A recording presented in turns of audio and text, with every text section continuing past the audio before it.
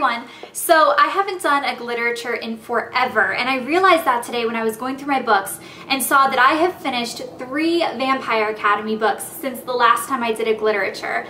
I was appalled when I saw that. I was so mad at myself, but I didn't even have time to do Glitteratures on them because I whizzed through them. I did a Glitterature on the first Vampire Academy book. The actual Glitterature is not the most positive Glitterature that I've ever done.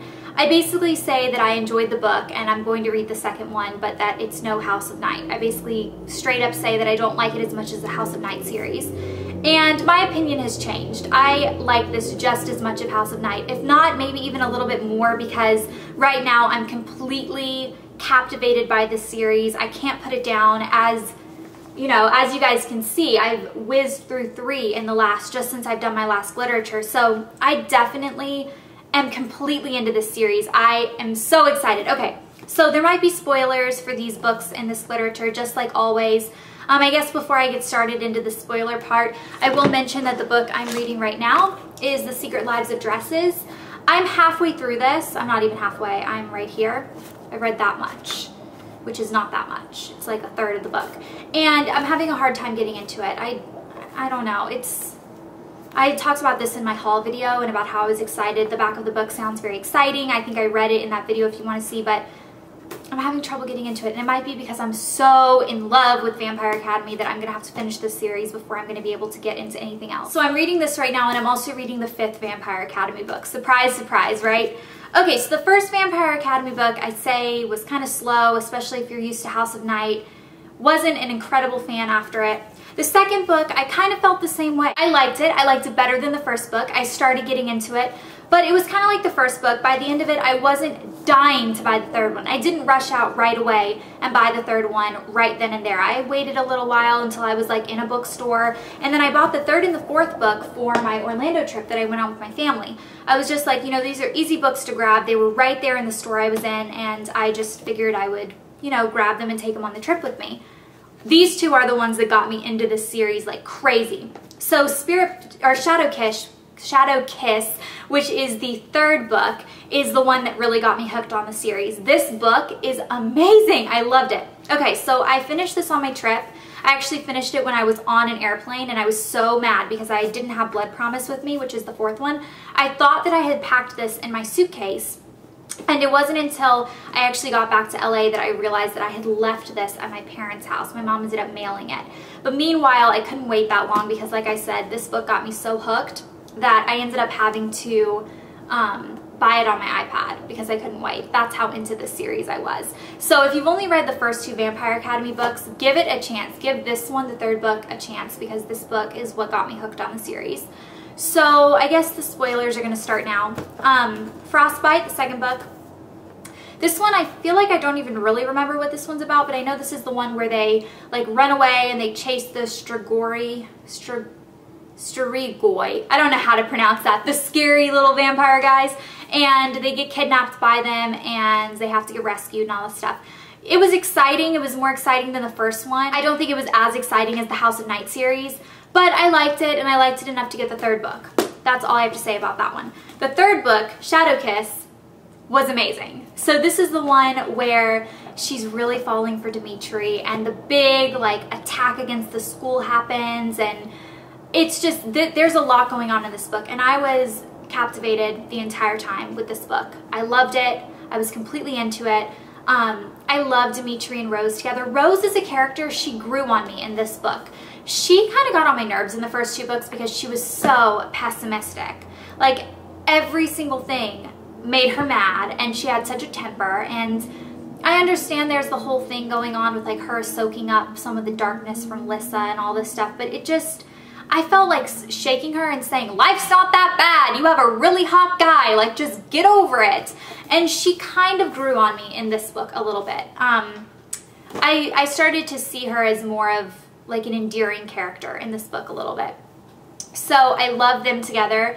Dimitri sounds so adorable, and I can see why any girl would fall for him just based on him in the book. I think the thing about Spirit and about how she's learning all these different things about it and what it can do is really, really cool. So this book I loved. I think the whole thing about Mason coming back and being a ghost and stuff, that was really sad. That kind of like broke my heart a little bit because he had such a bad, you know, death and stuff, and then for him to come back and look all sad in all the scenes, and like Rose is scared of him, which is weird because I would think Rose would just be like tough and just take it, and I felt like she was kind of a baby. She was like terrified of him, and he was her friend. Yeah, I'd be scared if I saw a ghost too, but if it was a ghost of my friend and they just looked really sad, I think I would feel so much compassion for that ghost that I would just be like, you poor little thing, what's wrong? When I finished this one, like I said, I was on the plane and I was so excited to get home to get Blood Promise out, and I had forgotten this one. So I wanted to read it so badly. I think this one had left on such a cliffhanger where she basically is gonna leave Lissa, which is crazy because the whole first 3 books, she's so obsessed with Lissa and protecting Lissa and everything's about her, and you know, I don't know, she all of a sudden decides that Dimitri's more important than Lissa, which was a really interesting choice to me. Like seeing her make that choice, it just, I think that the relationship and the love between her and Dimitri was exposed at that moment. Like I think up until then, I always thought that she loved Lissa more than she loved Dimitri. Obviously different kinds of love, but I kind of thought that even if they had stayed together, Lissa would have always been her priority, and it wasn't until that moment where she chose Dimitri that I realized that her love for Dimitri was a lot deeper than I think the author had even gotten across until that moment. Blood Promise was the best one yet, which by the way, I've already bought the 5th one on my iPad because this one was so good. This one was amazing, and I read it the most recently. I actually just finished it recently, so I have the most to say about it.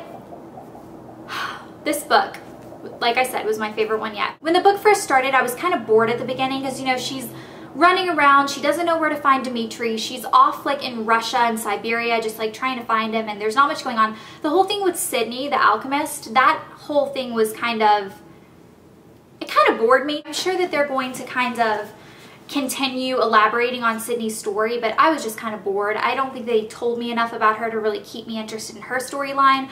I was just interested in her finding Dimitri, and when she finally does, huge spoiler, but I was not ready for what happens between her and Dimitri. I think that the author had done a really good job at making these Strigoi, or whatever they're called, really scary and terrifying creatures where you honestly feel as a reader that they are not human anymore at all. That they're completely, they've lost all compassion, they've lost their soul, they're not a human anymore, they don't have any emotions, they're just an animal that's out there hunting and killing everyone. They're evil. So I was not expecting what happened between Rose and Dimitri when she finally sees him and they actually have something. I think that the author does a really good job, and I think this is why I enjoyed this story so much, at making the reader feel torn between whether she should turn or not. And I think that that's really hard to do as an author, to really make the reader feel the same thing as she's saying the girl is feeling. You know, I feel like I felt the same things Rose was feeling. She would kind of start leaning towards wanting to turn, and he would show like a little bit of human, nice, kind sides to him that would pull out the Dimitri she had been in love with, and she'd kind of start thinking, you know, maybe it won't be that bad. Maybe I should turn and be with him. And then all of a sudden he would do something horrible and evil and just like shut that down, and she'd be like, wait, he's a monster. Like, why am I falling for him again? And as a reader, I was feeling those same emotions. Like, I kind of wanted her to turn. I kind of wanted her to be with him forever. I kept thinking to myself, what if it really is as he's saying? And what if it really is that once you're awakened or awoken, you are changed and you really aren't as evil and you really do see things differently, and maybe they can be together, maybe they can be in love and all this stuff. And I really thought she had killed him in the end. And the very last thing that happens, I was a little shocked by, with him not being dead and him sending her the, what's it called, the stake back. I was kind of like, wow, I didn't see that one coming either. Obviously, like, I don't know how there would be 2 more books after this if he had completely just disappeared, like, because I feel like the relationship between him and Rose are really what drives this series, in my mind at least, as a romantic. I'm sure some people would think that her relationship with Lissa drives the story, her friendship, but I'm all like, no, there's no Dimitri, there's no story. So I'm kind of excited that he's still around. So I've started the 5th one, which is called Spirit Bound, I believe.